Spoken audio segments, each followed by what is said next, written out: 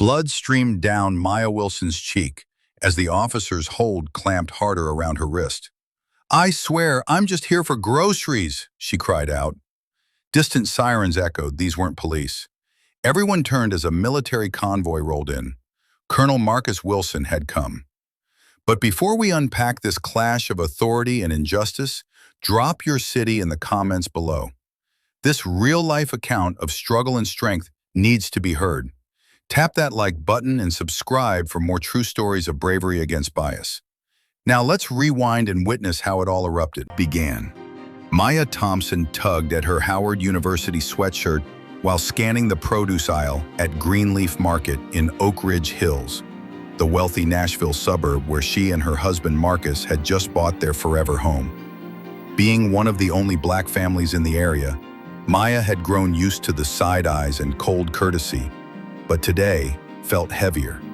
As a black neurosurgeon in her late 30s, success didn't erase the burden of invisibility and doubt, the need to justify her presence in places never meant for her. She caught the security guard trailing her through the aisles, from organic kale to heirloom tomatoes, his stare glued to her hands, as though waiting for her to slip up. She exhaled quietly, then kept moving, focused on her list, reviewing the emergency procedures she had scheduled later at Nashville Memorial Hospital, where she led as chief of neurosurgery. The atmosphere shifted when a white woman in luxury attire leaned in to whisper to the store manager, gesturing straight at Maya.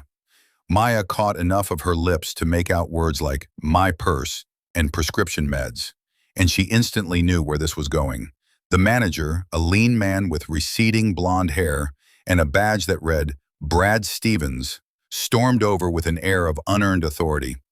"Excuse me, ma'am, I need you to come with me," he barked, offering no explanation. Pleasantries. Maya looked up, brows knitting in confusion. "Is there a problem?" she asked evenly, though she already knew the script. The white woman, later identified as Karen Whitfield, stepped forward with practiced outrage. "She took pills from my purse when I wasn't looking. I want my meds back, and I want her arrested." The claim hung there, ridiculous and baseless. Maya stayed composed, just as she did during long neurosurgeries. "Ma'am, I haven't touched your purse or taken anything. I'm a physician. I don't need to steal medication." Brad's face didn't flinch. His judgment was already passed. "We've called the police. Let them handle it."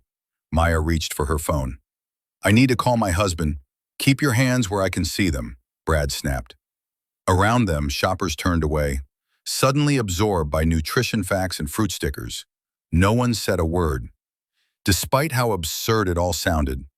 Within minutes, 2 police officers entered the store, hands resting on their holstered weapons. Officer Derek Simmons, a burly white man with a close-cropped haircut, took the lead, while his partner, Officer Trevor Hansen, casually positioned himself near the exit. "What's the issue here?" Simmons asked, speaking only to Brad and Karen, barely glancing at Maya. Karen launched into her tale, each sentence more elaborate, now claiming she watched Maya pocket the pills. Simmons turned toward Maya, suspicion already etched on his face. "Ma'am, I'll need to see some ID." Maya reached calmly for her purse. "I'm Dr. Maya Thompson. I live 3 blocks from here, on Magnolia Lane. This is just a mistake." Officer Hansen stepped in. "Just the ID, ma'am. No need for speeches." Maya handed over her license. Simmons gave it a passing glance, then passed it to Hansen. "Says you live in Oak Ridge Hills. How convenient," he said, his tone thick with doubt. "Don't recall anyone like you living there." Maya's pulse quickened, but she spoke steadily. "My husband and I just moved in last month. He's Colonel Marcus Thompson, stationed at Fort Campbell. Please just let me call him." Officer Simmons snorted. "Right, and I'm the Secretary of Defense. Turn around, hands behind your back." Maya's breath caught. "You're arresting me? Based on what exactly?" Officer Hansen seized her arm, twisting her around. "Failure to comply is reason enough. You can explain it downtown." Cold steel snapped tight around her wrists. As they led her through the store, shoppers who had previously looked away now watched boldly, faces filled with morbid curiosity. Her shame was on full display.